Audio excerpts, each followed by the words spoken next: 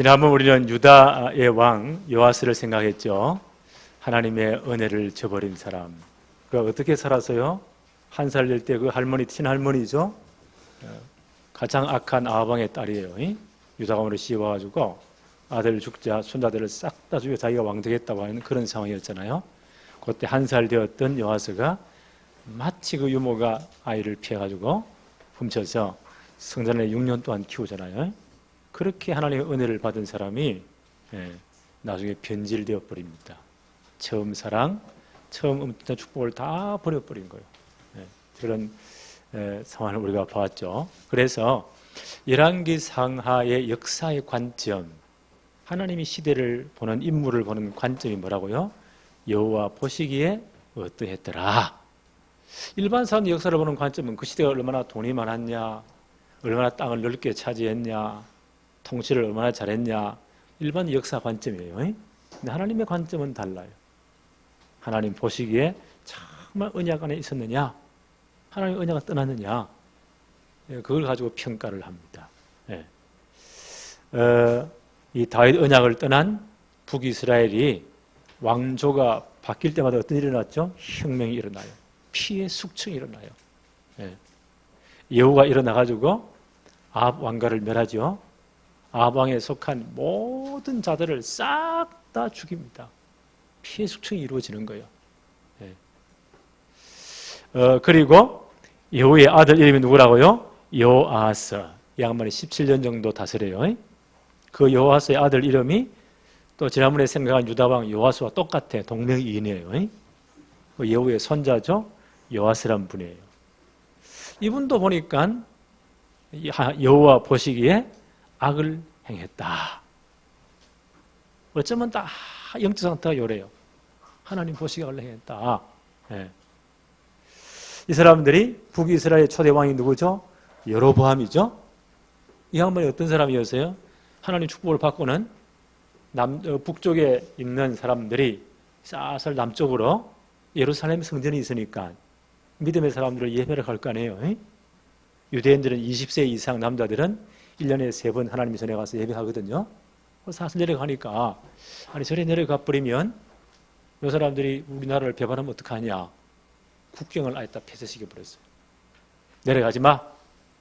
그 대신 그 국경 지역 베델이라는 곳에 어마어마한 금송아지 우상을 만들어 놓고 저 북쪽 끝에 단이라는 도시예요. 거기도 엄청난 금송아지 우상을 만들어 놓고 이것이 너희를 애굽에서 인도해낸 하나님이다. 여기 경배해. 자기 멋대로 금송아지 우상 성기를 제사상 세우고 돈만 주면 사람 어떻게 해가지고 이래가지고 전체를 엉망으로 만든 왕이 북이스라엘 초대왕 여로보암이었어요. 이 사람은 또 뭐 엄청난 능력이 있어서 정치도 잘했어요. 그 다음 일어난 모든 왕조가 보니까 그 정통성을 잇기 위해서 하나님을 버려버립니다. 여로보암이 길로 가버립니다. 그러니까 뭐세요? 왕조가 바뀔 때마다 하나님이 징계하시니까 피해 숙청이 이루어지는 거예요. 이게 북이스라엘 전체 영적 상태예요. 이런 영적 상태가 지속되다가 그 영적 상태로 시대와 인생이 끝나는 겁니다. 이게 역사의 교훈이에요.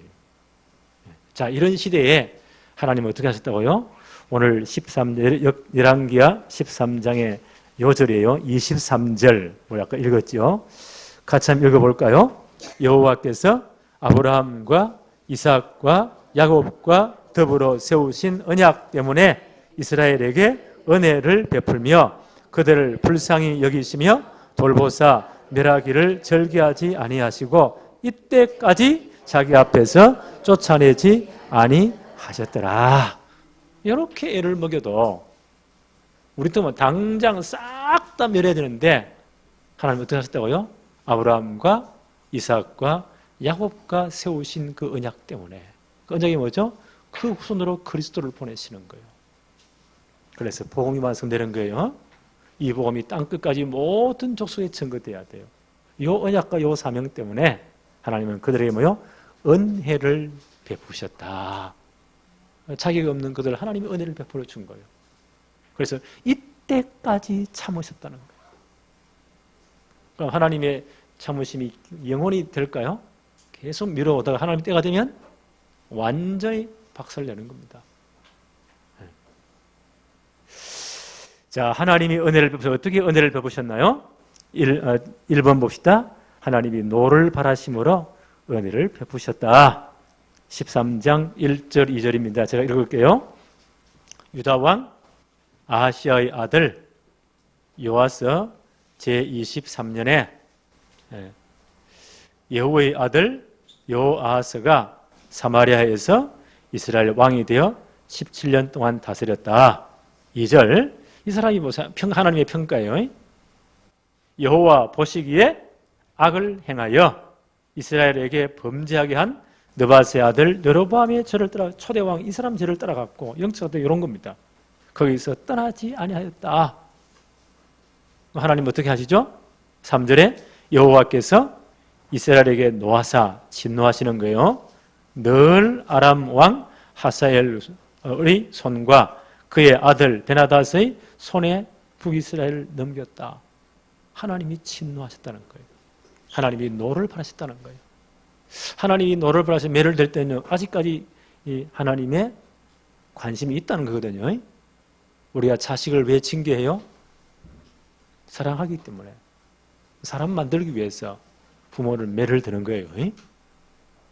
네. 하나님도 마찬가지예요. 노를 바라심으로 하나님의 사랑을 표현하십니다. 그래서 하나님의 진노와 사랑은요, 동전의 양면, 앞뒷면과 똑같아요. 똑같아요. 그래서 신명기 32장 16절에 이렇게 말씀합니다.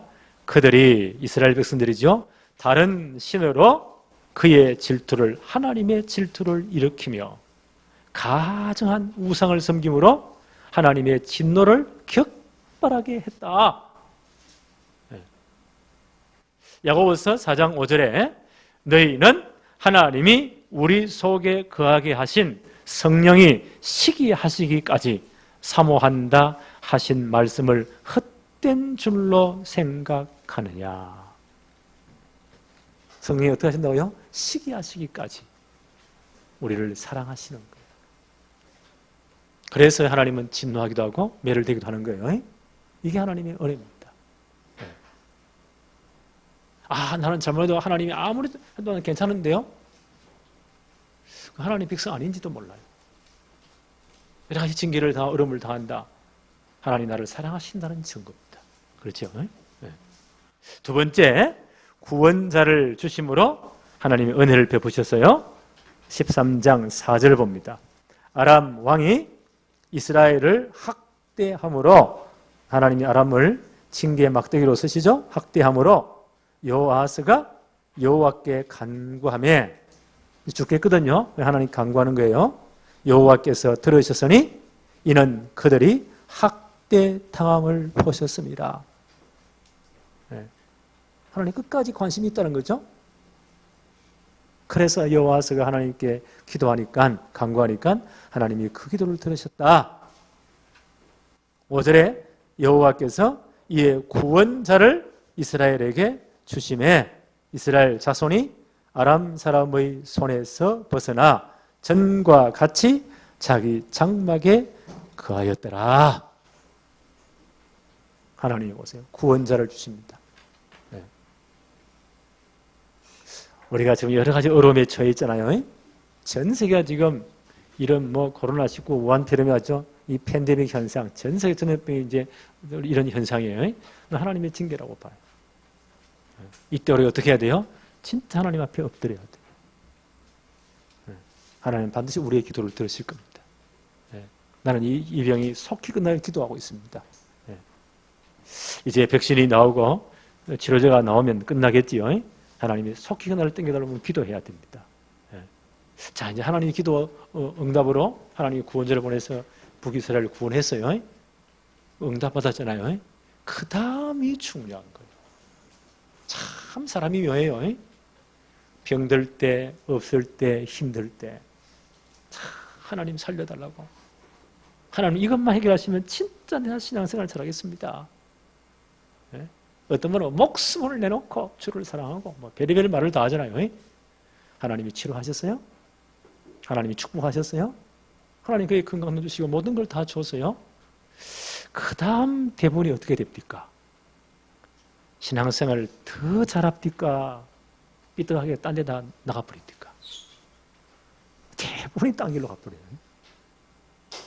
그게 인간인 것 같아. 그게 우리 역사예요. 이스라엘 하나님 그렇게 사랑하셨잖아요. 구원자를 보냈어요. 그들을 구원하시죠. 전과 같이 다 만들어 주었어요. 그 다음이 문제예요. 응답 이후가 더 문제라니까. 6절 한번 볼까요? 5절 끝에 보니까 전과 같이 자기 장막에 거하였으나 그러나 그 다음이 뭐예요? 응답 이후가 문제예요.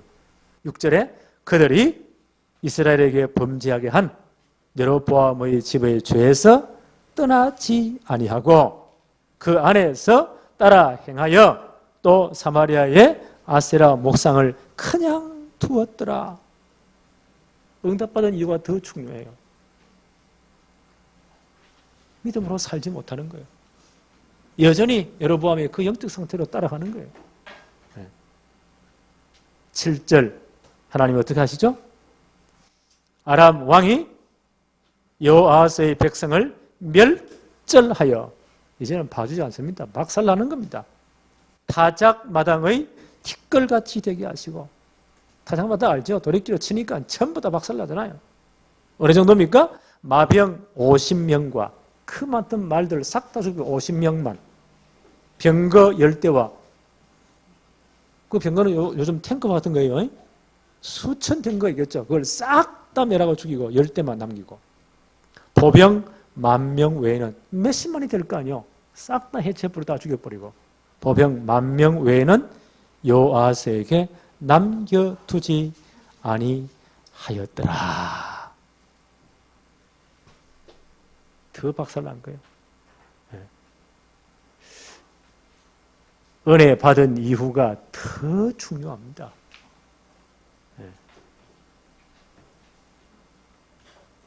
출애굽기 34장 6절 7절에 여호와께서 그의 앞으로 지나시며 선포하시되 여호와라 여호와라 자비롭고 은혜롭고 노하기를 더디하고 인자와 진실이 많은 하나님이라. 인자를 몇 대까지요? 1000대까지 베풀며 악과 과실과 죄를 용서하리라. 그러나 벌을 면제하지 아니하고 아버지의 악행을 자손 3, 4대까지 보응하리라. 하나님의 보응은 3, 4대예요. 하나님의 축복은요 1000대까지예요. 하나님 이렇게 우리를 사랑하시 축복하세요. 그렇죠? 또 봐주고 그래 또 응답을 주시고 그 응답 이유가 중요한 거예요. 여호와서 보세요. 하나님 그렇게 역사하셨는데 그 이유 보세요. 영적 상태 변하지 않습니다. 그래 더 박살나는 겁니다. 베드로후서 2장 20절에 이렇게 말씀합니다.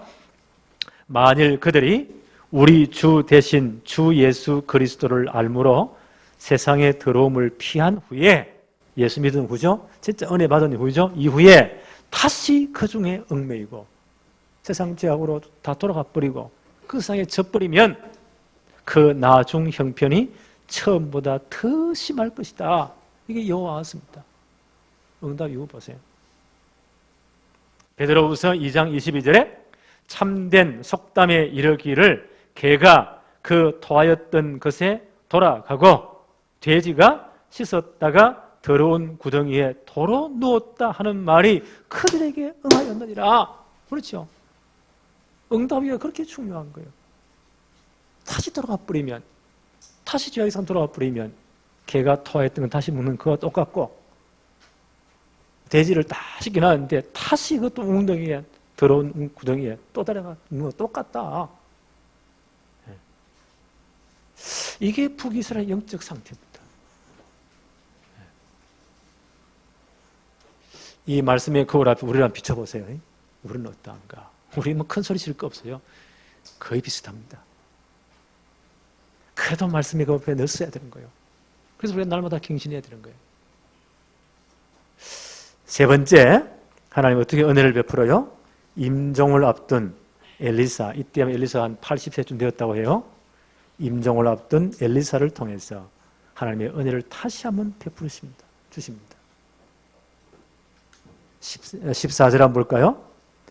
엘리사가 죽을 병에 들매 이스라엘 왕 요아스가 남쪽 왕하고 이름이 똑같죠? 여호의 손자예요. 북이스라엘 왕입니다. 왕 요아스가 그에게로 내려와 자기의 얼굴에 눈물을 흘리며 이르되 내 아버지여 내 아버지여 이스라엘이 병과 마병이에 하매. 이분이 얼마나 하나님 말씀을 증거하고 역사를 일으켰잖아요. 이렇게 해서 안타까워합니다. 15절 엘리사가 그에게 이르되 활과 화살들을 가져오소서 하는지라. 활과 화살들을 그에게 가져오매 16절 한번 볼까요? 또 이스라엘 왕에게 이르되 왕의 손으로 활을 잡으소서 하매 그가 손으로 잡으니 엘리사가 자기 손을 왕의 손 위에 얹고 17절 이르되 동쪽 창을 여소서 하매 곧 열매 엘리사가 이르되 소소서 하는지라. 곧 소매 엘리사가 이르되 이는 여호와를 위한 구원의 화살 곧 아람에 대한 구원의 화살이니 왕이 아람 사람을 멸절하도록 아벡에서 칠 것입니다 라고 말씀을 해줘요. 그리고 또 명령을 해요. 18절 한번 볼까요? 18절 또 이르되 화살들을 잡으소서. 곧 잡음에 엘리사가 또 이스라엘 왕에게 이르되 땅을 치소서 하는지라. 이에 3번 치고 그친지라. 아마 엘리사는 한 6번 탁 치기로 했는데 이게 한 번에 3번 치고 마는 거예요. 그 화살이 뭐라고요? 앞에 말씀했죠? 여호와의 구원의 화살이다. 그럼 몇 번을 두드려야 될까? 한 6번을. 근데 이 한 번에 3번 치고 말아요. 엘리사가 책망을 합니다. 19절 한번 볼까요? 하나님의 사람이 노하여 이르되 왕이 6번 칠 것이니이다. 그리하였다면 왕이 아람을 진멸하기까지 쳤으리이다. 그런즉 이제는 왕이 아람을 3번만 치리이다. 3번만 두드렸으니까. 요아스가 보세요. 하나님의 사람이 죽는 걸 너무 안타까웠어요. 그를 많이 의지했잖아요. 그럼 명령할 때 어떻게 해야 돼요? 진짜 하나님의 능력을 믿음으로 한 6번을 쳐야 돼요. 그래야 아람을 6번 완전 박살내는 거예요. 3번 치고 말았어요. 왜요? 하나님의 구원의 능력을 전적으로 믿지 않습니다. 이 아무리 자신이 하나님을 믿어야 돼요. 목사가 아무리 믿으면 좋은 마음입니까? 여러분이 진짜 기도하겠죠? 그거 유익하겠죠? 그러나 자신이 믿어야 돼요. 그렇잖아요? 자신이 기도해야 돼요. 근데 이 한번 해보세요. 이 요아스의 영적 상태입니다. 북이스라엘 왕이에요. 여호의 손자예요. 하나님의 능력을 전적으로 믿지 않아요. 엘리사 사람을 더 의지한 끝에. 이게 북이스라엘 영적 상태입니다. 자, 네 번째 한번 봅시다. 죽은 엘리사의 뼈를 통해서 하나님이 또 은혜를 베풀어요. 13장 20절 한번 볼까요? 엘리사가 죽으니 그를 장사하였고 해가 바뀜에 모압 도적떼들이 그 땅에 온지라. 21절 마침 사람을 장사하는 장례식을 치르는 사람들이 자들이 그 도적떼가 오는 것을 보고 다 죽잖아요. 그러니까 시체를 어디에 던져요? 그 시체를 엘리사의 묘실에 던졌으며 급하게 거기 던져보고 도망간단 말이에요. 어떤 일이 일어나요? 시체가 엘리사의 뼈에 닿자 곧 회생하여 일어났더라. 죽은 자 벌써 일어나는 거예요. 동화같은 사건이에요. 무슨 의미가 있을까요? 하나님이 엘리사를 가장 약한 시대의 선지자로 세운 목적이 뭔가요? 그 북이스라엘 전체가 회개하고 다윗 언약으로 돌아오기를 원했습니다. 여로보암의 그 죄의 영적 상태를 버리고 진짜 다윗 언약 붙잡기를 복음으로 돌아오기를 원했어요. 그게 엘리사의 사역이었어요. 이런 전도자의 사역은 보세요. 그가 죽은 후에도 영향력은 계속됩니다. 정말 우리가 렘넌트 성모시대에서 기도하고 헌신하잖아요. 우리가 정말 전도를 위해서 헌신하잖아요. 올해는 1, 3, 4%도 진짜 기도하고 있어요. 우리 주에 10분 이내에 30분, 10분 이내에 우리 가족들이 많겠죠? 30분 이내에 가장 가까운 사람들이겠죠? 1시간 이내에 우리 주에 늘 보는 사람이겠죠? 조금만 기도해 보면 돼요. 하나님 이들 가운데 사도행전 13장 48절 영생을 주시기로 작정된 사람이 누굽니까? 정말 마음 다하고 기도해 보세요. 보일 거예요. 그러면 정말 한번 기도해 보세요. 이름 적고. 하나님의 시간표를 움직입니다. 특히 자녀들의 가족들은요, 오랫동안 기도할 경우가 있어요. 어떤 자식은 끝까지 안 믿다가 어머니, 아버지 장례식 이후에 돌아온 사람들도 있어요. 그만큼 많이 걸릴 수도 있어요. 그러나 전도자의 기도, 전도를 위한 헌신은 절대 그냥 지나가는 법이 없습니다. 엘리사가 보세요. 그렇게 외쳐도 보세요. 왕부터 백성까지 안 바뀝니다. 그런데 전도자의 영향력은 죽은 후에도 영향력이 계속되는 거예요. 이 장례식을 하다가 이 도적대들이 막 이 모압 도적대 오니까 잡히면 다 죽으니까 장례식에 시체를 던져버려 튀었단 말이에요. 그게 엘리사의 무덤이었어요. 그 뼈 시체가 닿자마자 살아났다. 성경이 주는 메시지가 뭡니까? 전도자는 죽은 그 이후에도 영향력은 계속된다. 우리가 지금 왜 기도하잖아요? 아이들이 안 변하는데요. 아닙니다. 하나님의 시간표는 아무도 모르는 거예요. 그래서 부모들이 자녀를 위해서요, 절대 포기하지 않고 기도하세요. 남의 새끼 같으면 포기해버리잖아요. 그러나 자식은 다릅니다. 진짜 기도하세요. 전도자의 영향력은 죽음 그 이후에도 계속되는 겁니다. 여러분 자녀를 진짜 기도하세요. 주님 제로하는 그날까지 복음의 명문 가문이 지속되도록 하나님 역사해달라고. 우리가 죽고 난 다음에도요, 그 다음 세까지도 복음의 영향은 계속되는 겁니다. 그래서 우리가 기도하고 헌신하는 거예요. 바울은 뭐라고 말하죠? 로마서 16장 25절 27절에 나의 복음과 정말 복음이 확실했다는 거죠. 예수 그리스도를 전파함은 영세 전부터 감추어졌다가 이제 나타나신 바 되었으며 영원하신 하나님의 영을 따라 선자들의 글로 말미암아 모든 민족이 믿어 순종하게 하시려고 알게 하신 바 그 신비의 계시를 따라낸 것이니 이 복음으로 너희를 능히 경고하게 하실 지혜로우신 하나님께 예수 그리스도로 말미암아 영광이 세세 무궁하도록 있을지어다. 아멘. 이 복음의 영향력은 세세 무궁토록 한다는 거. 그 바울이 전한 그 복음 보세요. 지금도 땅 끝까지 주님 제로하는 그날까지 복음은 증거될 것입니다. 전도자의 영향력은요, 죽고 난 다음 영향이 계속되는 겁니다. 우리가 렘넌트에 정말 수고하고 헌신하잖아요. 그냥 우리 대대까지, 자손대대까지. 나는 앞으로 우리 렘넌트 세대에 복음의 명문 가문들이 많이 나올 줄로 확신합니다. 그때는요, 밤에 진짜 기도합니다. 이스라엘 찰나 전체를 영향을 주는 렘넌트 일어나도록. 이게 복음의 영향력입니다. 다섯 번째, 하나님 어떻게 은혜를 베풀어요? 이때까지 쫓아내지 아니하심으로 은혜를 베풀어 주십니다. 인간적으로 볼 때는 완전 박살내면 속이 시원하겠죠. 하나님은 그렇게 안 해요. 또 참으시고 이때까지. 23절 한번 볼까요?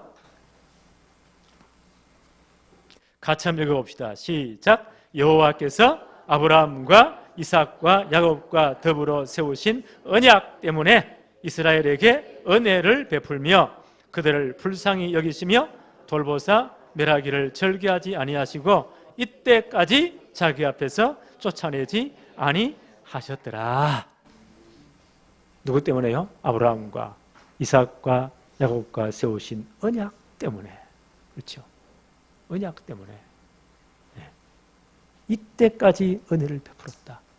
지금까지 하나님은 심판을 유보하신 거예요. 이때까지라면요, 요때까지라면 어떻게 하는데 하나님의 타임이 오면 심판이 임하는 거예요. 이때까지 봐준 거예요. 근데 이스라엘 역사를 보세요. 끝까지 이들이 돌아오지 아니합니다. 이게 북이스라엘 영적 상태예요. 요아스 왕이 이후에 60년 후에 얼마 안 되지요? 요아스 왕, 북이스라엘 요아스 왕이 60년 후에 그때가 BC 722년이요. 북이스라엘이 어떻게 되죠? 아수르에 의해서 완전히 박살납니다. 아니 사람같이 생긴 남자들은 싹 다 잡아다가 전 세계 노예성에 돈 벌고 다 팔아버렸다니까요. 영원히 못 돌아와요. 그리고 전 북방 지역 갈대아 민족들, 이방 족속들을 다 데려와가지고 사마리아 때 북쪽에 다 거기 거주하게 만듭니다. 사마리아 전체가 피가 섞이고 모든 게 다 섞여버리는 거예요. 그렇게 남쪽 사람들은요, 유대 사람들은 북쪽 사마리아 사람들을요, 사람 취급을 안 해요. 예수님 당시도 마찬가지였어요. 저 북쪽 올라가려면 재수 없다고 삥 둘러가요. 사마리아 땅은 안 가요.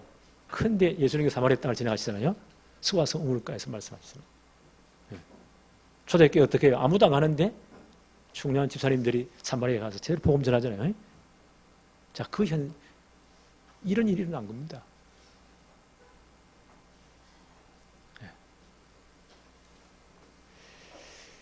이 북이스라엘 영적 상태 보세요. 응답보다 더 중요한 이전에 우리 영적 상태입니다. 그대로 인생이 끝나는 거예요. 한 시대 마찬가지예요. 그 영적 상태로 그 시대가 끝나는 겁니다. 그래서 우리가 말씀의 거울 앞에 비춰보는 거예요. 로마서 15장 4절에 무엇이든지 전에 기록된 바는 우리의 교훈을 위하여 기록된 것이니 우리로 하여금 인내로 또는 성경의 위로로 소망을 가지게 함이니라. 그래서 우리가 말씀의 거울 앞에 비춰보는 거예요.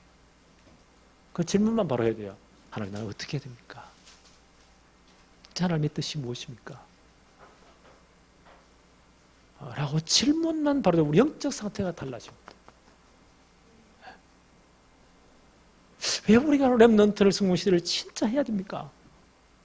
이들에게 참 어릴 때부터 뭘 짓을 심어야 됩니까? 당연하죠. 복음으로 진짜 각인시켜야 됩니다. 빠져나가지 못하도록 완전 뿌리 내려도 만들어야 돼요. 완전 체질화시켜 만들어야 돼요. 그리고 정말 복음적인 규모와 모든 가치도 만들어야 됩니다. 질문만 바로 해도요, 하나님 답을 주실 거예요. 지금 안 변하는데요? 복음의 영향력은 세세무궁토록. 그렇죠? 네. 왜 우리가 자녀를 위해 기도해야 되죠?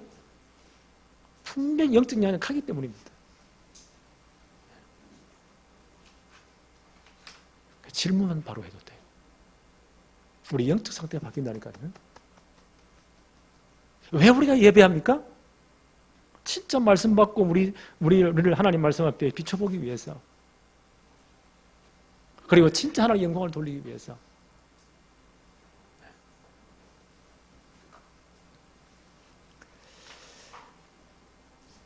로마서 8장 한번 찾아볼까요?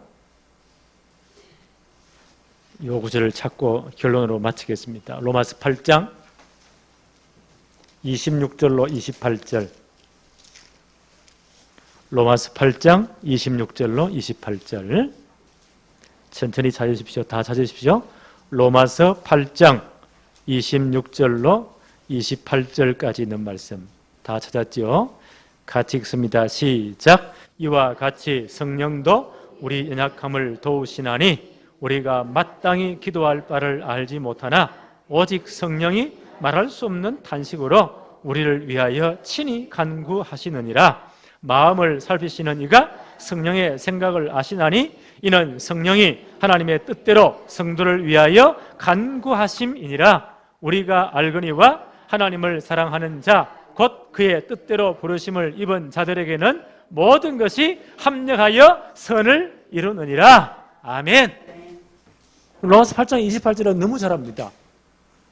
하나님 사랑하는 자, 뜻대로 부르심을 받은 자들에게는 모든 게 합력하여 선을 이룬다. 그럼 우리 가만히 있으면 됩니까? 하나님이 다 하시는데 뭐. 그 전체를 읽어봐야 돼요. 성령이 26절에요. 우리 연약함을 도우신다. 우리는 마땅히 기도할 바도 알지 못해요. 근데 오직 성령이 말할 수 없는 탄식 우리를 위해 친히 간구하세요. 27절 마음을 살피시니가 성령의 생각도 아시고 이는 성령이 하나님의 뜻대로 성도를 위하여 진짜 간구하신다. 그래서 우리가 말씀을 묵상하는 겁니다. 그래서 성령의 역사함을 성령이 진짜 이 말씀을 조명해 주시도록 깨닫게 하시도록 기도하는 거예요. 조금만 생각해 보면 되는 겁니다. 질문만 바로 해도 돼요. 하나님의 뜻이 진짜 무엇입니까? 네. 성령께서 분명히 역사하십니다. 깨닫게 하시고 생각나게 하시고 그렇죠? 가르치십니다. 네. 그러면 어떻게 돼요? 우리 영적 상태가 달라져요. 네. 응답이 전에 더 좋은 영적 상태. 그대로 살다가 그 영적 상태로 인생 끝나는 겁니다. 한 시대 마찬가지예요. 이스라엘 역사 보세요. 이 상태로 끝나는 거예요. 우리 주위에 누가 있다 조금만 질문해 보면 돼요. 1348이 있잖아요. 사도행전 13장 48절. 우리 억지로 꼬시가 데려올 말에 하나님 하신 적이 없어요.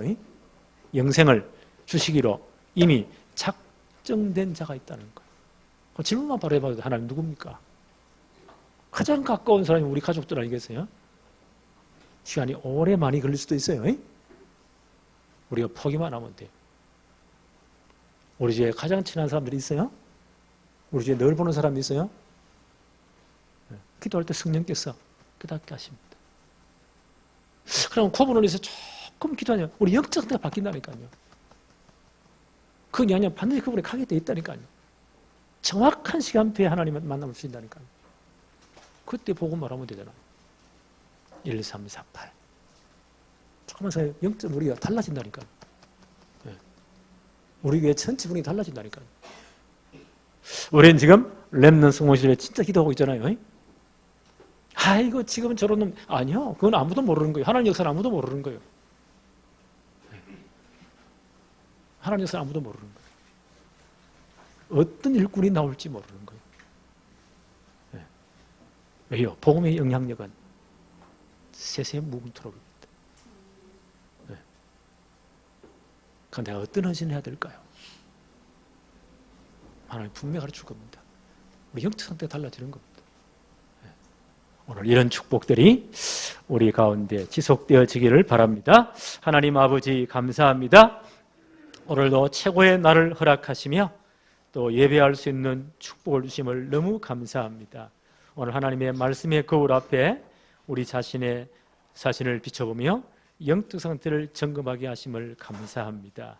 우리 아버지 하나님, 우리가 정말 제대로 언약 붙잡고 그리스도 복음 제대로 붙잡고 각인 뿌리 체질화되며 우리 모든 후대의 후손들까지 언약으로 복음으로 각인 뿌리 체질화되고 세계복음화의 시간표 속에서 최고 응답받는 개인, 가정, 가문, 교회 되도록 우리 나라 되도록 하나님이 축복해 주옵소서.